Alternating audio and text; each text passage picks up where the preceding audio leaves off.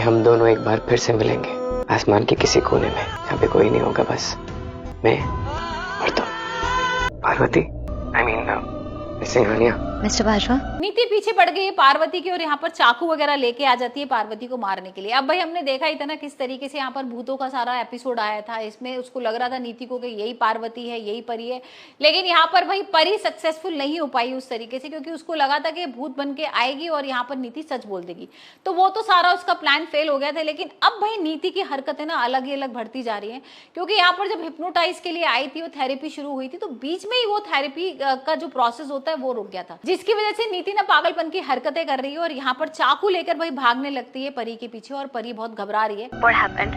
आप ठीक हैं? हाँ, मैं बिल्कुल ठीक हूँ, डोंट वरी। नहीं, आई फील आप रो रहे हैं। क्या बात है? अरे पार्वती। हाँ माँ, आई एम सॉरी, वो एक्चुअली मैं अपनी परी को याद कर रहा था, तो परी अब पुलिस वगैरह को बुला लेती है। भाई यहाँ पर नर्स वगैरह आ गए मेंटल हॉस्पिटल से। अब सब लोगों को यही लग रहा है कि अब भाई इसको मेंटल हॉस्पिटल में भर्ती कर देना चाहिए, और वही होता है।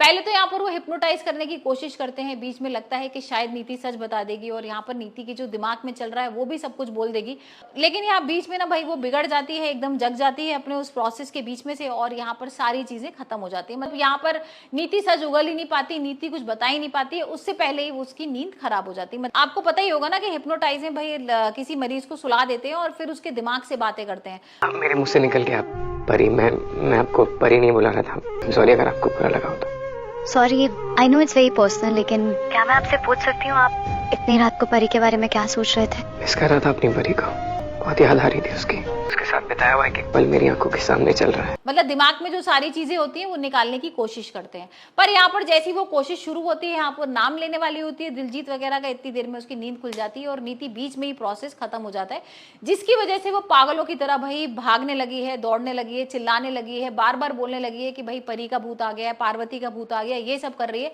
जिसके बाद अब सब लोगों ने भाई उसको सोच लिया कि मेंटल हॉस्पिटल में भर्ती कराएंगे। अब मेंटल हॉस्पिटल से नर्स वगैरह आ गई है, उसको इंजेक्शन वगैरह दे रही है, वो चिल्ला रही है जोर जोर से कि नहीं भाई मैं पागल नहीं हूँ, मेरे को सिर्फ गुस्सा आया था और मैंने ऐसे ही गुस्से में कर दिया था परी के साथ, मेरे को ऐसा कुछ इंटेंशन नहीं था कि मैं परी को चाकू से मारूंगी या उसका खून वून करूंगी। लेकिन यहाँ पर कोई सुनने को राजी नहीं है और परी को इंजेक्शन देते हैं और उसको ले जाते हैं मेंटल। एंड उसे मैं याद दिला रहा था कि जब से वो गई है तब से एक ही बात सोचता हूँ कि मरने के बाद कभी न कभी आसमान के किसी कोने में हम दोनों की फिर से मुलाकात होती, लेकिन तुम मेरी जिंदगी में चली आई और मुझे लगा कि मेरी परी वापस आ गई। मेंटल हॉस्पिटल अब भाई वो इतनी ज्यादा पागल हो गई है कि उसको अब इलेक्ट्रिक शॉक दिए जाएंगे। अब इलेक्ट्रिक शॉक के बाद तो यहाँ पर और परी थोड़ी सी इमोशनल हो गई। मतलब परी चाहती तो थी कि भाई इलेक्ट्रिक शॉक वगैरह मिले और वो सच बोले, लेकिन अभी तक वो सच बोलने को तैयार नहीं। और यहाँ पर राजीव, परी और सब लोग बहुत परेशान हो रहे हैं। अब अचानक से ना डॉक्टर आता है और डॉक्टर बोलता है कि भाई आप लोग मुझे बताइए तो कि आपके मरीज को कोई साइड इफेक्ट तो नहीं है, किसी चीज का एलर्जी तो नहीं है,